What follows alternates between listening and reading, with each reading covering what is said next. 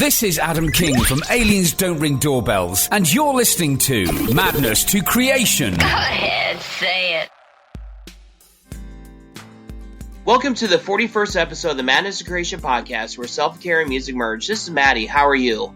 And on the 41st episode, this is our second edition of the Minutes of Creative Madness, where we're going to be talking about the legendary new metal album, Break the Cycle by STAIND. And it is just one incredible album. And this past Saturday, STAIND performed a very special live stream on STAINDlive.com, which you can still check out through tomorrow night, where they played the album Break the Cycle in its entirety. And I'll tell you what, it really brought back so many memories and stuff like that. And before I get into like the songs and like what I get out of the songs and stuff like that, and that's how I'm going to break down this album review, I just want to share just kind of a couple tidbits of like what was pretty cool about the production. First of all, they played in an abandoned warehouse. I thought that was just a really cool thing that STAIND did. It just felt that vibe where, you know what, we're everyday people just like you are, and we're just gonna play in this abandoned warehouse, play some music and everything like that, and it would have been even cooler if there's an audience there. But naturally, due to the COVID-19 pandemic, the band not only doesn't want to risk anything liability-wise, but they also don't want to risk the safety of fans and all that. So I just thought it was just really cool to have this presentation and to show people, you know what, we are back. Secondly, not only did they play in a warehouse, but the band is back. Aaron Lewis, Sal the drummer, Mike Mushok, the guitarist, and Johnny April, who is, in my opinion, one of the most underrated bass players I have ever heard in my life. They are back in full force, and this live stream really wet the palate for their fans in terms of hopefully bringing the band back as a whole. Not only that, but possibly releasing some new music. And the third thing that was really cool is they broke down the story behind that famous performance on the Family Values Tour in Biloxi, Mississippi, where it was just Aaron Lewis and acoustic guitar writing this and performing this brand new song called Outside, and Fred Durst of Limp Bizkit naturally providing background vocals and a little bit of duet in there as well. And to me, the way that was presented and the way they talked about how that really broke them into the mainstream was really cool.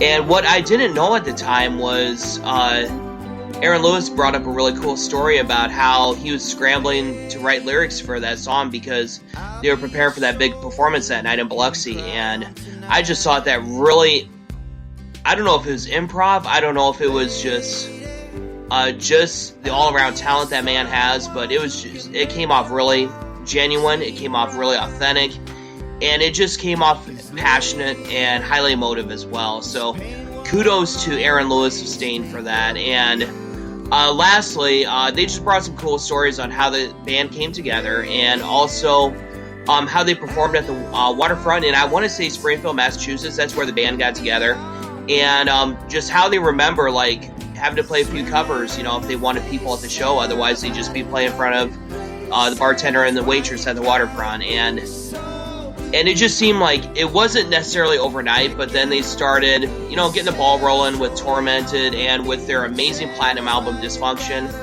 and touring for 18 months off of Dysfunction, like providing support for Seven Dust, going on the Family Values Tour, opening that tour for Limp Bizkit, opening for Kid Rock and Limp Bizkit, and all that. And I thought it was even cooler, you know, when Break the Cycle came out, that they had a big tour with Godsmack, and just bringing two bands from the Massachusetts area, Godsmack being from Boston, as STAIND being from Springfield, and just really cool to bring some Massachusetts metal, hard rock to the nation. And it was just so cool how they played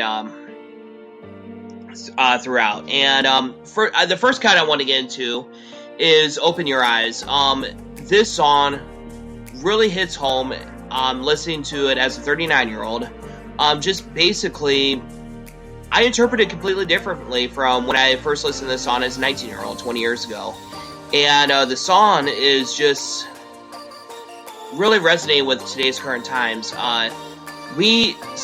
it just seems like we live in a very apathetic times right now, and where we're just accepting, you know, the destruction in the world around us, and we're just glued to our phones, and while the world around us is crumbling, but we're all distracted with like, hey, look at that TikTok video, or hey, look at that Instagram post, or hey, look at that tweet that a certain celebrity sent out, and to me, what I liked is that song just packs a punch, and it just hits you right in between the eyes, and really with the lyrical content, talking about, you know, like drug dealers, porn star girls, in a negative light, of course, and just talking about all that stuff.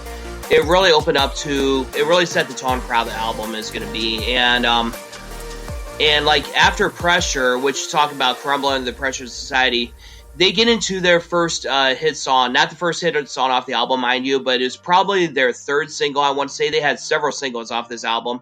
I mean, for crying out loud, this album sold 716,000 copies its first week of release. I remember buying it the first minute it came out. As soon as 12:01 hit on a Tuesday, I remember just rushing into the local record store and picking it up, and I remember buying the CD 2 or 3 times just from wearing it out so much in my car stereo. And Fade is the lyric that really hits me is, since we're talking about mental health there along with the music, is I never meant to fade away.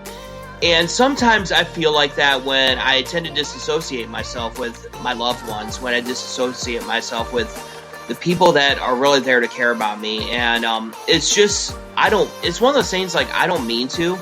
I just tend to do that, and like, I never meant to fade away, you know, and sometimes I feel like sometimes I'm a burden with other people when it comes to talk about problems and all that stuff, and sometimes I feel like people are too busy to listen to my problems, and sometimes I also feel like I subconsciously am too busy to listen to other people's problems, and I do not mean to be that way.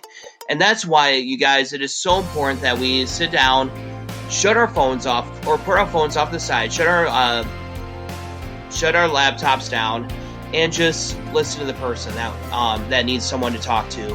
And we should one thing I hope that COVID has taught us is that we should never be too busy for people that need a helping hand to get through life. And Fade has really taught us that song. And the next couple songs I want to talk about is naturally their monster smash hit, It's Been a While and Change. And these songs just kind of talk about living with guilt and shame. You know, like mistakes that we made in our life, relationships that we screwed up in, and maybe it was a substance that we took to try to get us through, and we became addicted to it. And maybe it's just keeping our anger and our depression stuffed inside, and then all of a sudden it's like that Coke bottle. When you shake it up, you open the lid of the Coke bottle, the contents just explode. And you know, we are taught in this society to where we just have to, where we're just taught to suck it up, buttercup, and just get through the day, instead where we need this balance of actually getting through life. You know, maybe it's just like just taking that walk in the park. Maybe it's just, you know, maybe if you have a half personal day or whatever, maybe taking that afternoon off, just kind of reflect and just relax a little bit. Or maybe it's just, instead of just being busy, set aside 30 minutes, get some exercise in or something like that. And also just, you know, don't live with regret and don't live with guilt, you know. And the songs I also want to talk about, one highlight from the performance I really want to talk about before I continue this discussion is Epiphany. I wasn't sure how it was going to be done, because there's a lot of, if you listen to the Break the Cycle record, there's a lot of ambience, and a lot of programming played into that song. But it was just so cool hearing it stripped down with just Aaron Lewis acoustic guitar. There was a little bit of ambience in the background, but it was just perfect. And Aaron Lewis just singing his heart out and all that. So just kind of come to the realization that, you know what, I need to better myself. I need to just take that time for someone, you know, and stuff like that. And another part I want to talk about is just how in the song, I want to talk about Warm Safe Place before I get to Suffer. I know Suffer comes before Warm Safe Place in the soundtrack, but Warm Safe Place is looking for that refuge from the daily grind of life. You know, life can be pretty overwhelming sometimes, whether it's we're working 2 jobs as a single parent, whether it's, you know, a loved one going through cancer, whether it's going through substance abuse treatment, I mean, to help get rid of our addictions. But in Warm Safe Place, STAIND talks about the daily grind of life from touring, you know, like having to, you know, put on a front, you know, having to just get to the next city, like pack up your stuff, get to the next city. There's no sleep and stuff like that. And, you know, how tour life can be sort of a marriage as well. And that Warm Safe Place can be that refuge. What is your refuge? What is your refuge in life? For some people, it can be meditation. For some people, it can be journaling. For some people, it can be prayer. For some people, it can be just talking to a friend. For some people, it can be just hopping in the shower for 15-20 minutes or taking a bath for 15-20 minutes. Make sure that in the daily grind of life that you also practice that self-care, that you also, whatever that looks like for you. And I'm not going to try to list things over and over again on things you should do, because you have to find that for yourself. For me, it's just sitting down, listening to music, and sometimes I get a good cry just listening to music. You know, that's why I love Warm Safe Place, and that song just, for some reason, just, I don't know if it's a reverse psychology thing or whatever, but that song just makes me feel really good. It makes me feel alive, and also, just as I listen through this album, whether it's like tracks For You and Outside, which covers another theme I want to talk about, the theme of how to deal with broken relationships. You know, I remember the lyric For You, where Aaron Lewis sings, "The silence gets us nowhere way too fast." Those lyrics hit me right in between the eyes. At first I thought it was a whiny song when I was 19 years old, but now that I'm 39, I see how incredibly mature that song is. You know, it's dealing with broken relationships, because we have all dealt with broken relationships. Whether it's our family, whether it's our spouses, whether it's boyfriend, girlfriend, whether it's a friendship or a coworker. And sometimes we give them silent treatment instead of sitting down and work things out. Sometimes it is okay to have those tough conversations. You know, I mean, yes, I agree that it is tough to get through those conversations, but you can also find common ground, and also don't have those conversations through Facebook or Twitter or Instagram. Have them in person or talking on the phone even. You know, and make sure that you hear one another out, you know. You know, it's just so important to have that. And also the song Outside, that song takes on a whole new meaning with social media out there. We all want these perfect, it seems like all of us only post what's perfect. We don't post what's authentic. That's why in this review, I'm being as authentic as possible.